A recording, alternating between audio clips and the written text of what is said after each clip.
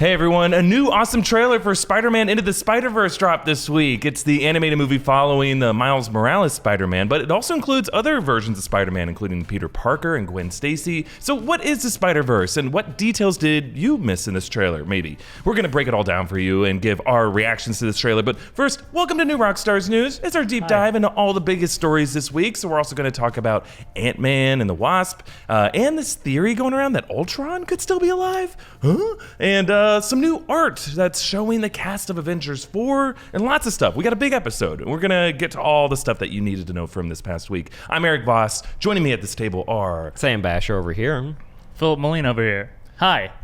And now that that's done, let's get started with our top story, this new trailer for Spider-Man Into the Spiderverse. It's coming out this December, and unlike the live-action Spider-Man movies with Tom Holland as Peter Parker, this animated film stars Shameik Moore voicing Miles Morales, the Spider-Man from the Ultimate Comics. And just to explain kind of what we're seeing in this trailer, Miles explains to us that it takes place in a separate universe from the one we know. The Spider-Verse refers to a run of Marvel Comics in 2014 that crosses over all the various incarnations of Spider-Man that we've seen throughout the years. So this movie is animated actually to look like the pages of a comic book. The action is punctuated with splash pages and action words, and you can actually see some laser print dots to make it look like it came out of a CMYK printer. It's very cool. And yeah, there are multiple Spider people in the Ultimate Comics. Miles actually takes over the mantle after Peter Parker dies. But here there's an older but still broke version of Peter voiced by Jake Johnson. And yeah, we also see Gwen Stacy voiced by Haley Steinfeld. And this alternate universe is just a little off from ours. If you look closely at the logos in the background, there's all kinds of fun stuff. Signs for Coca Soda. The police car says PDNY instead of NYPD. Red X instead of FedEx. All kinds of goofy stuff. You saw something with like street signs, right? Oh, yeah. No, actually, there in both trailers, you see the train that Miles is sitting in front of. The streets that are listed on like where this train goes don't intersect in our universe. In our universe, but in theirs doesn't matter. Could just be a flaw, like in the movie. But I think if you throw it in with the rest of this, that's actually pretty interesting that they switched it up that much. Yeah, every flaw is an Easter egg when you're us. Yeah, especially in animation, you know, like the animators do have to like make a decision for each of these. It's not like something in the real world is in the background. They designed it all, so it's kind of cool to see that. And yes, there are a few villains. There's Prowler. He's visible. That's actually Miles' uncle in the comics, Aaron Davis. Donald Glover actually played a version of Aaron Davis in Spider-Man Homecoming. Do you know who's voicing him in this movie? No, I don't. Mahershala Ali, which is really cool, from Luke Cage and what was Moonlight? He's an amazing actor. He's great. That political show. House of Cards. Right. And he won an Oscar recently, and now he's voicing the villain in an animated movie. That's awesome. Yeah. There's also Kingpin. He's voiced by Liev Schreiber. There was kind of some hints toward Fisk in the first trailer, and now it's confirmed. I'm like, that's the only thing I'm still waiting on seeing exactly what that depiction is going to be like, because Kingpin can be very cartoonish or very like genuinely threatening, and you know, like the Marvel show, this Netflix show, was my favorite incarnation I've ever seen of Kingpin. So now I want to see if they take and learn from that version. Yeah, that'd be cool. And there's also a winged ultimate version of Green Goblin, so not like the glider version of Green Goblin. In the comics, he's like more of a monster, and here he has like wings. It's kind of cool. You still get the cap, has like that big cap, like a person from the 1800s. You'll still get that stupid mirror scene where he like is talking to two versions of himself or whatever, but they're both goblins.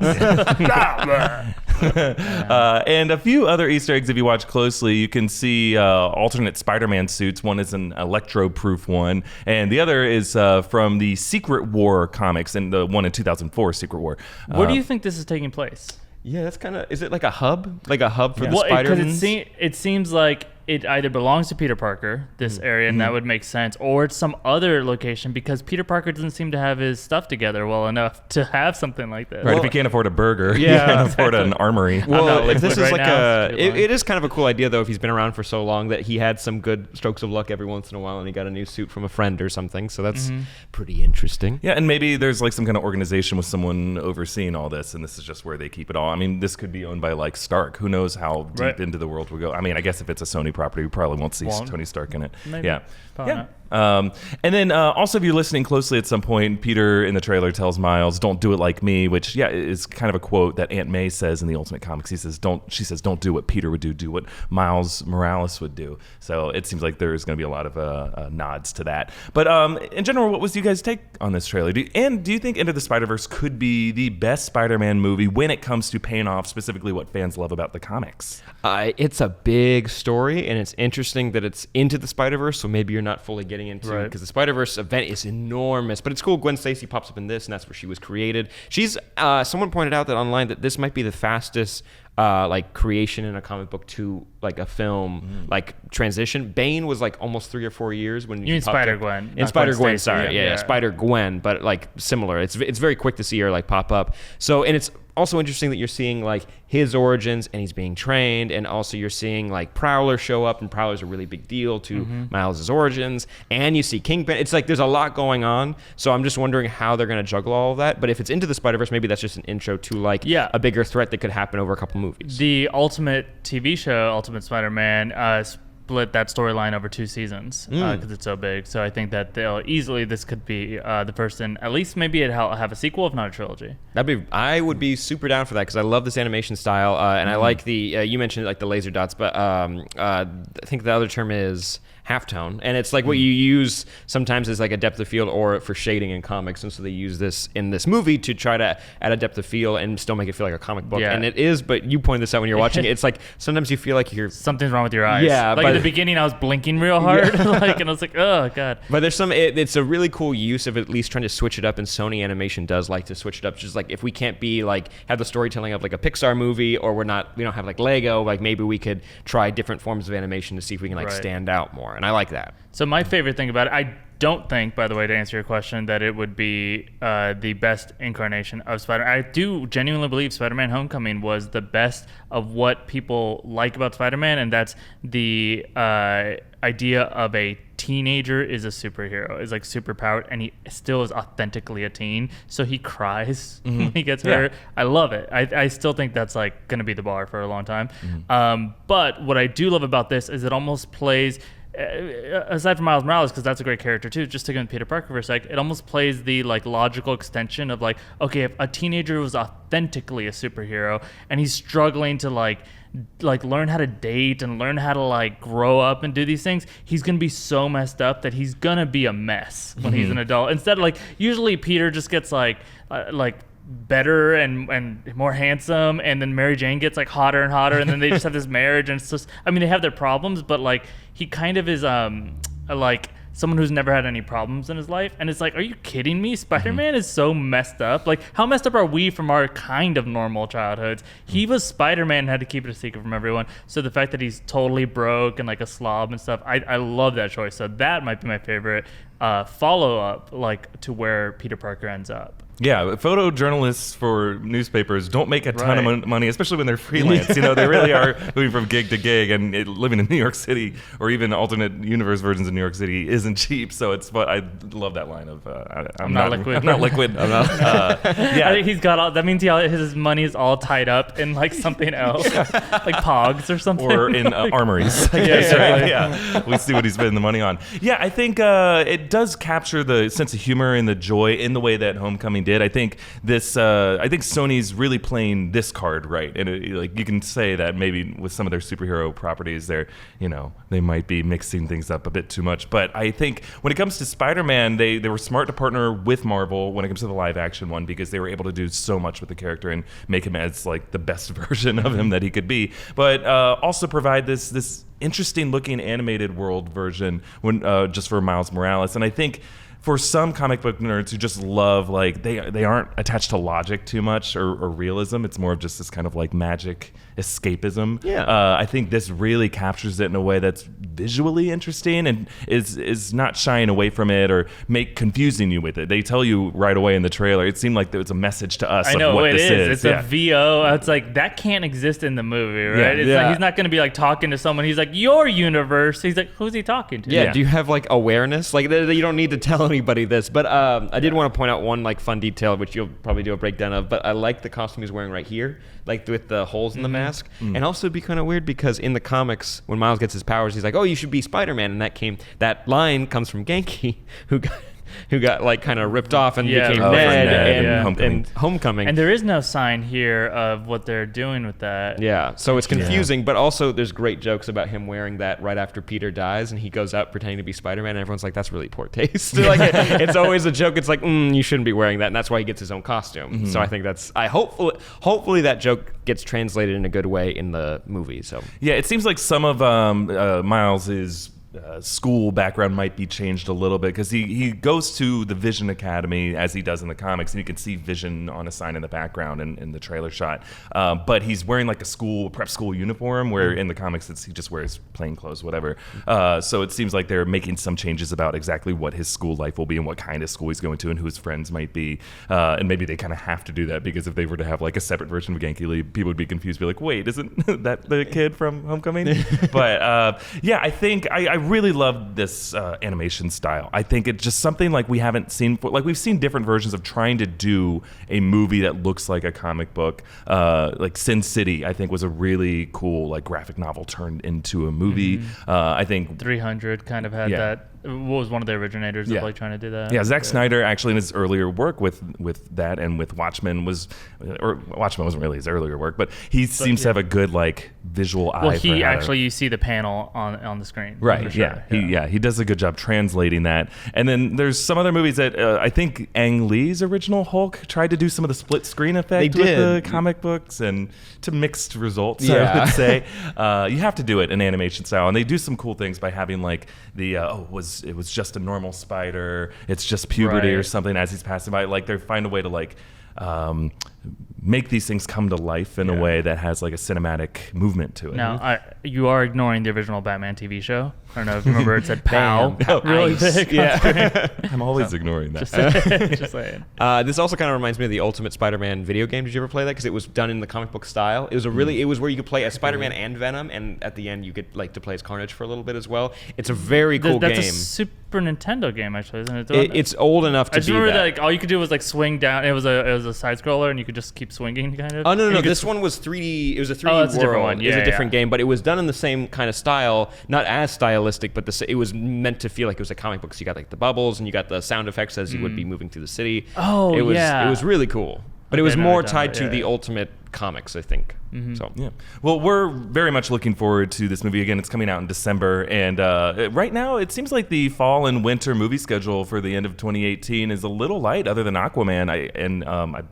The Wreck-It Ralph 2 is coming out. So this is like another really fun thing that I'm really looking forward to for the holiday season. But let us know what you think about this trailer and what questions you have coming from it. Because, we look forward to talking about this more and more as we get closer to it. But for now, let's move on to this week's trivia question. And we got a Spider-Man themed one here. Okay, here we go. So, in The Amazing Spider-Man, the one that came out in 2012 with Andrew Garfield, Gwen Stacy and Peter Parker eat a meal. It's a specific meal that also comes up in Spider-Man Homecoming, the one that came out this past summer, when Flash Thompson complains about it not being fresh.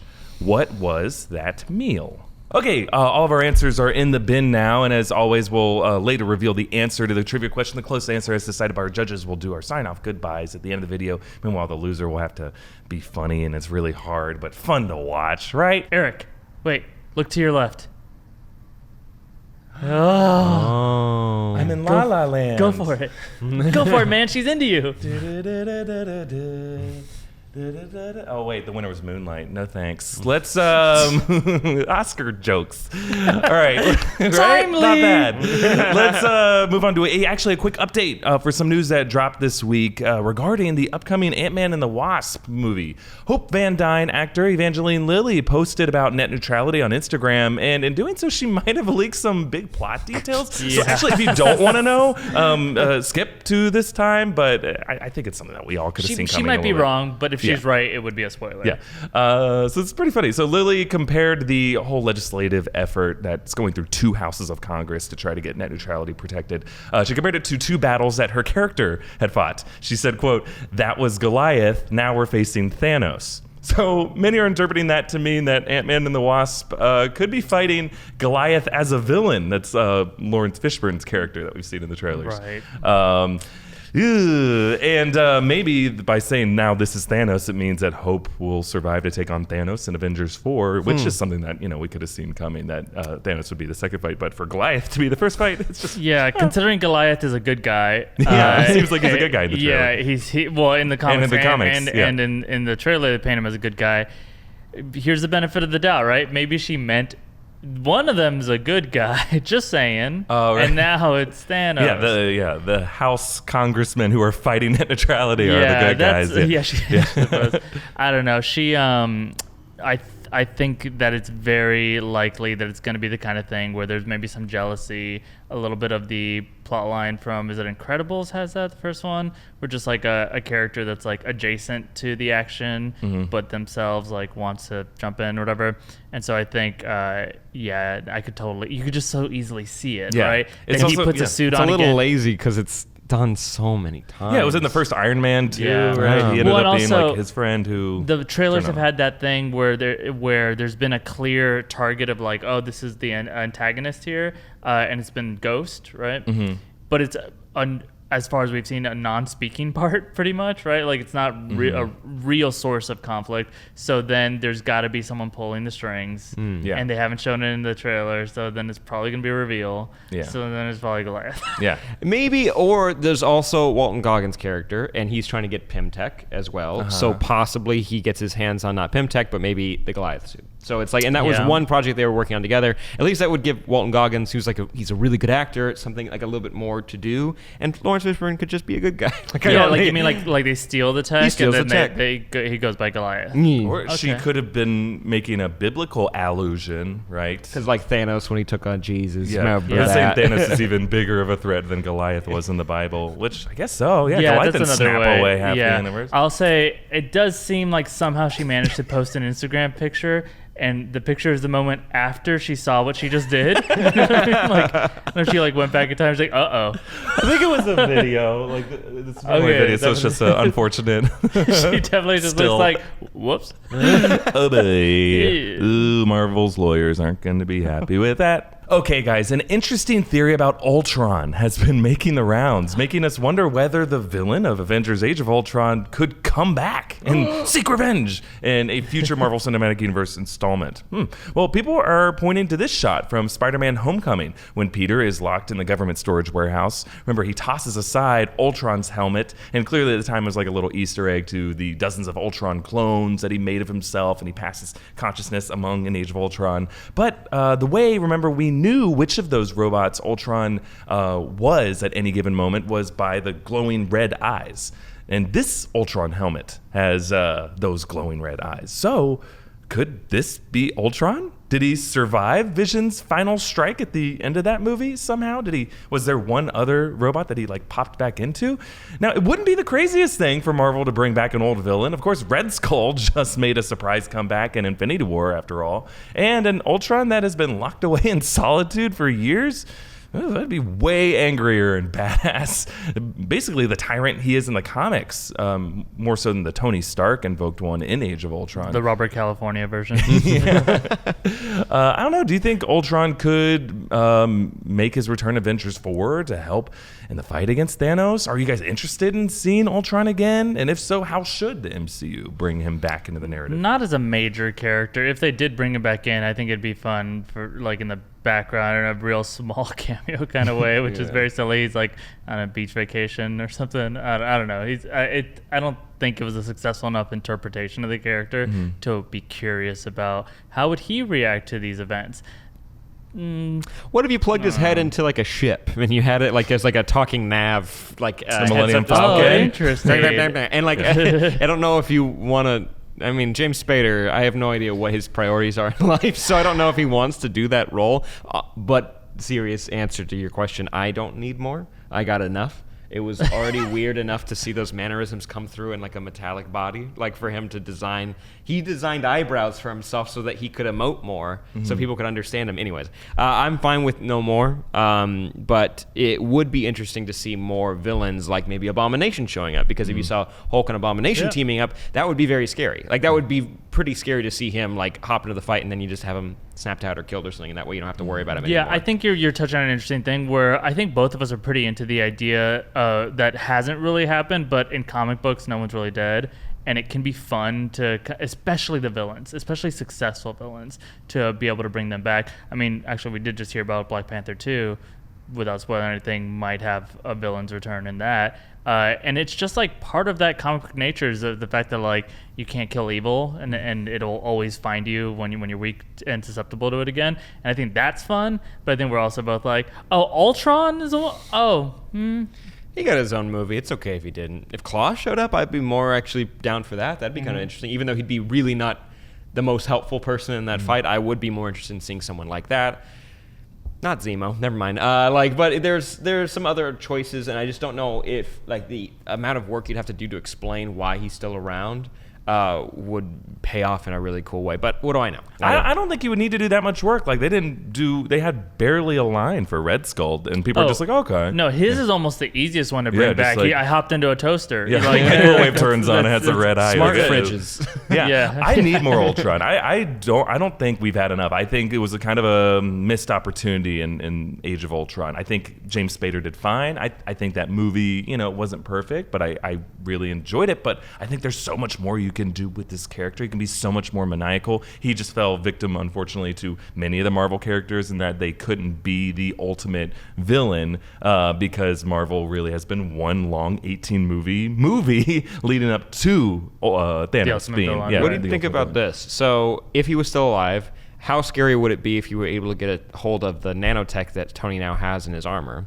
And if you wanted to do some Fox Marvel like rumor mill stuff, like we saw like I think you did a video on it, you mentioned that Deadpool and Cable's little time turner thing looks a lot like those little things you saw in Avengers 4, and Cable dealt with a techno-organic virus, so maybe you could kind of seep that into the MCU. It's a very scary concept of like nanites that are used that kind of can be contracted like a virus and can alter you into like a part of Ultron, or it could just be that you're an evil robot, but basically you lose a sense of self, and that could be a very cool threat to have in a future movie. If Ultron came back, that would be a very cool way to do it. Instead of building bodies, he literally just converts people. So he's like, I can't blow up the Earth, so I could just convert all of you into me. And it's like Ego's whole motivation, but planet size, but make it a little bit smaller. Yeah. That could be something fun that they could do. That's a fun element of Marvel Comics. And it's an important message about chlamydia. Yes.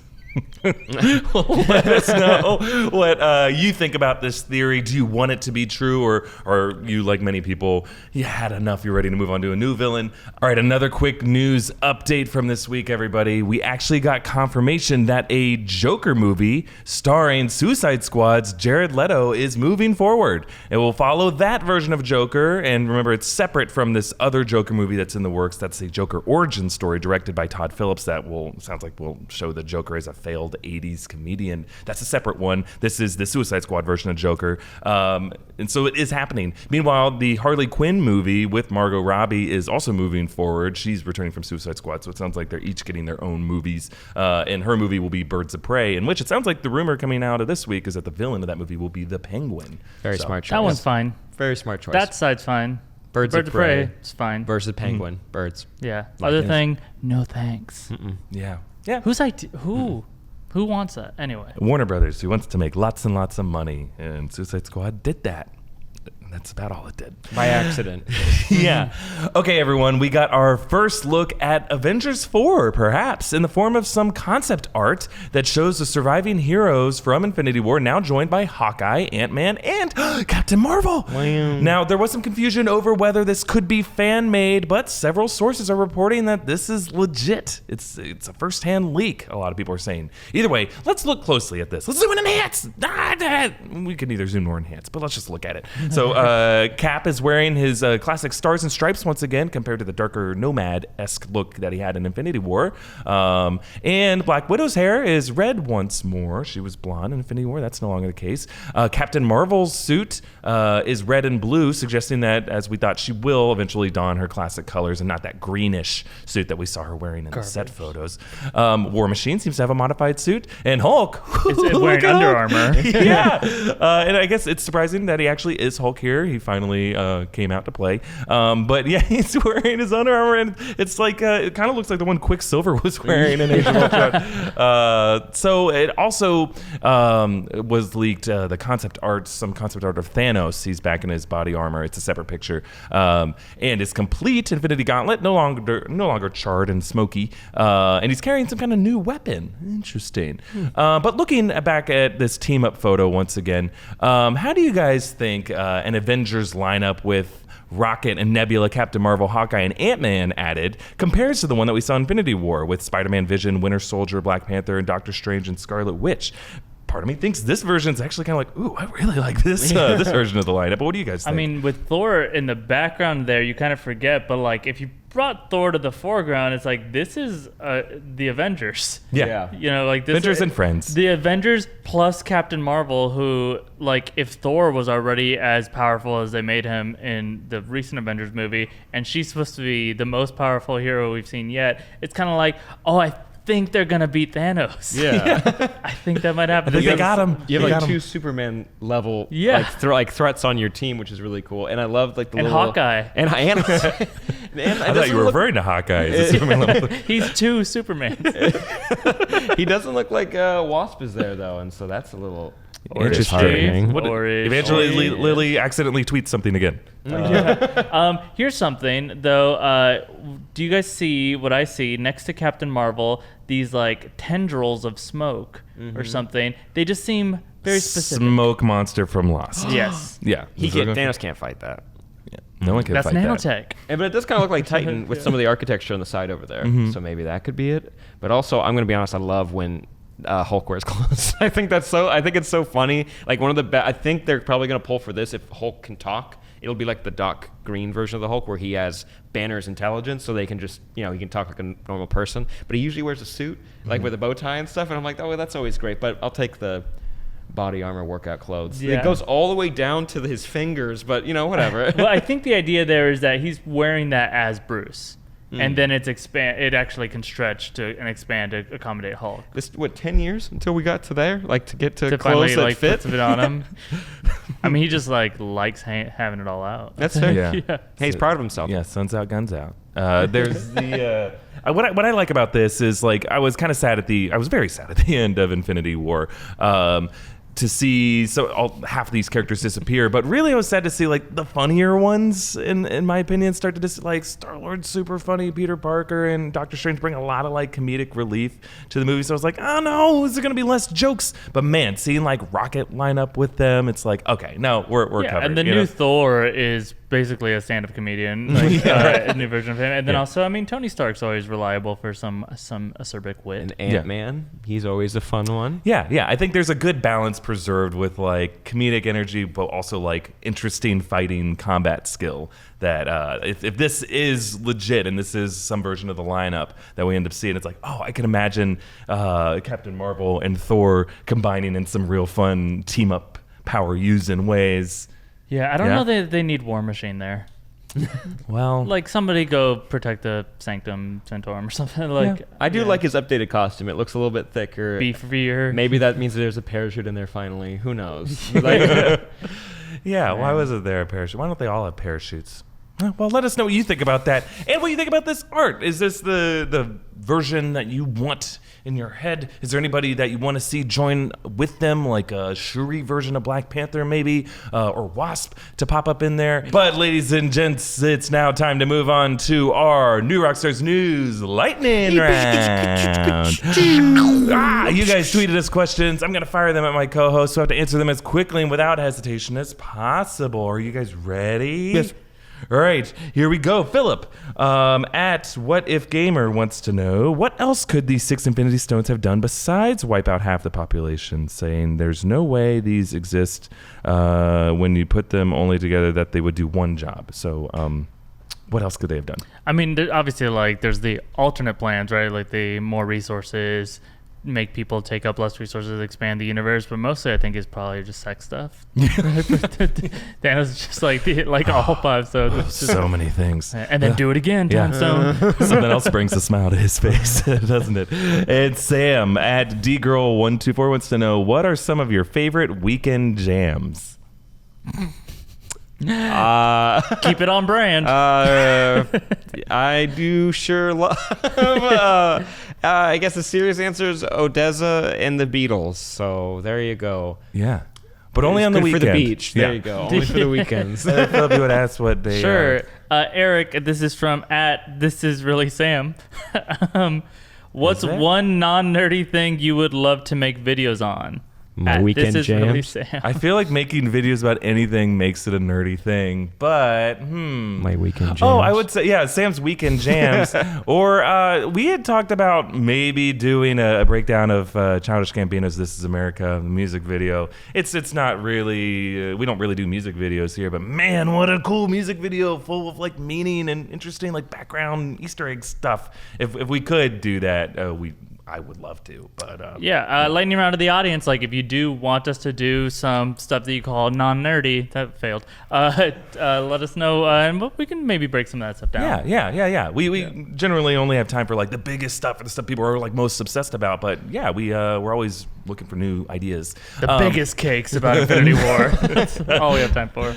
Now comes the time for a 15-second shout out, where each of us has 15 seconds to shout out, plug, or ramble about anything we want. Sam, why don't you start? I Need My Space, which is from Inverse. It's a new podcast that they've done. There's only like maybe 8 episodes. They're 20 minutes apiece. And it's just nerds who are obsessed with NASA and the space race and our future as humans and what we could do. And if we have any questions, like there's an interesting episode they had out recently about spaghettification and what that actually means. And like when you get sucked into a black hole, if you were to turn around, you could see the entire universe, like even what was behind the black hole in front of you. And you could just see stars and planets dying in front of you because you're just being sucked into nothingness. It's really cool. It's panoramic mode. Yeah, basically. Basically, but it's just as you're dying. And it's very interesting. So if you like space, I Need My Space. You can go download it for free. Great. For my shout out, if you live in the Los Angeles area, some comedy show shout outs that I'm doing this weekend. I'm going to be at the Second City Hollywood location at 7:30 p.m. Saturday night,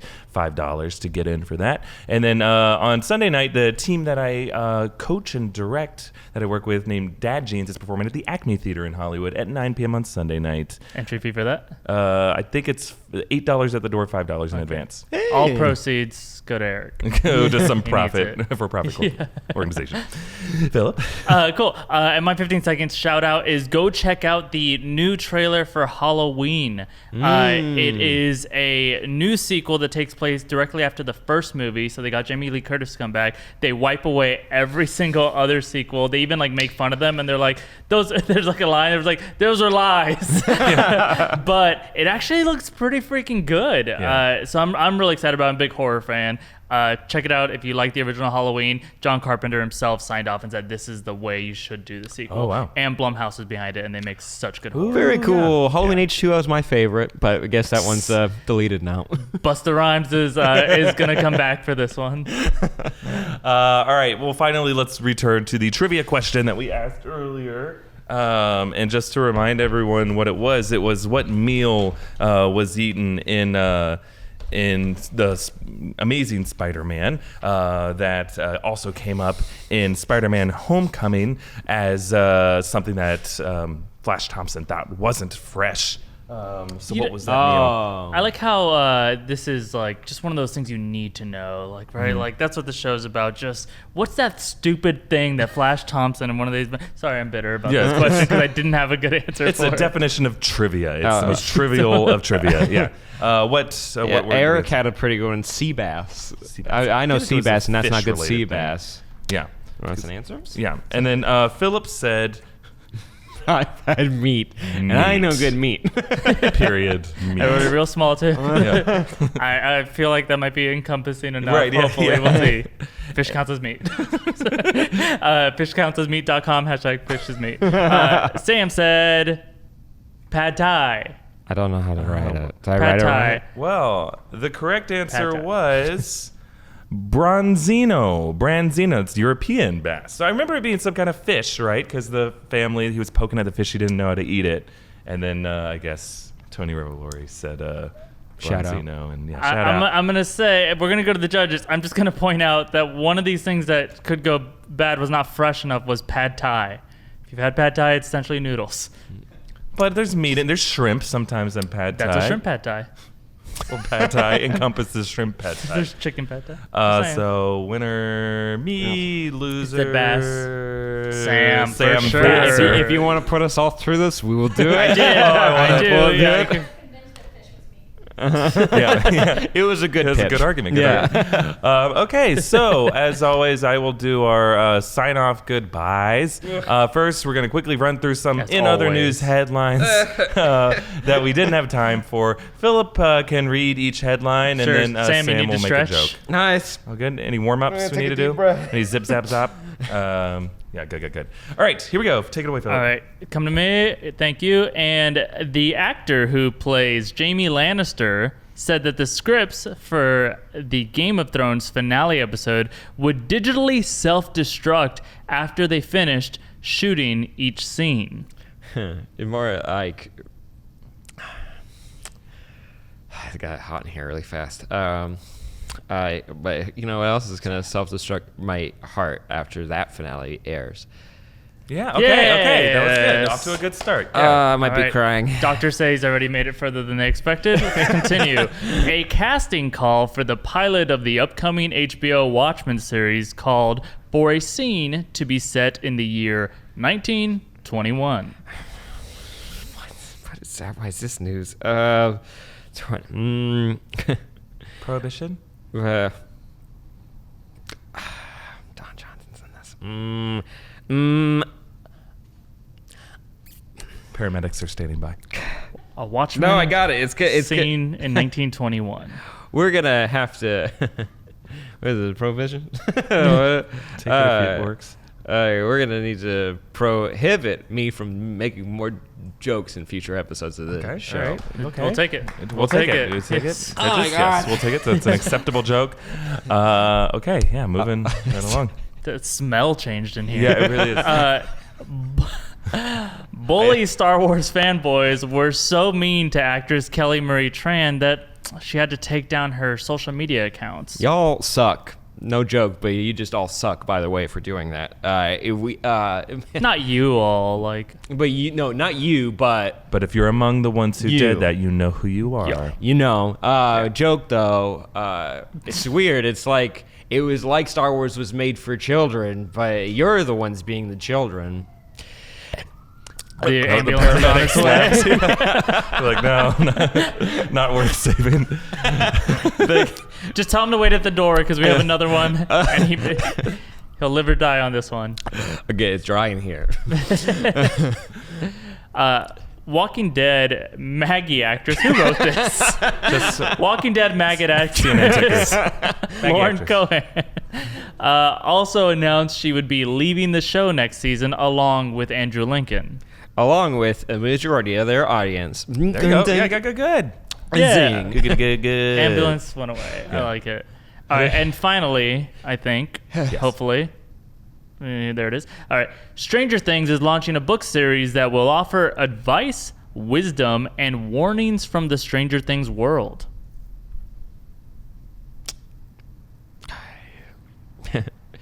Prohibition.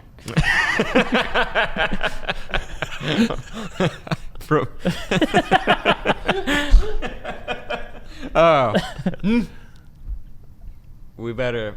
Oh boy, those books are really gonna turn. They're gonna turn this upside down. They're turning this up. They're gonna Turn this upside down. Turn it upside down. They're gonna turn There the you world. go. The book, Barnes and Noble are gonna turn it He's upside not done. He's not done. The setup. The sweat's in my eyes. They're gonna turn it upside down. I don't. Just go ahead and figure that out.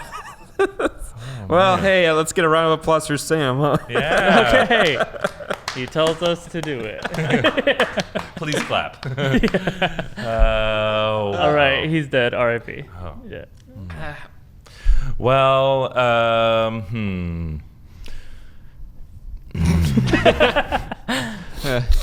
Ooh.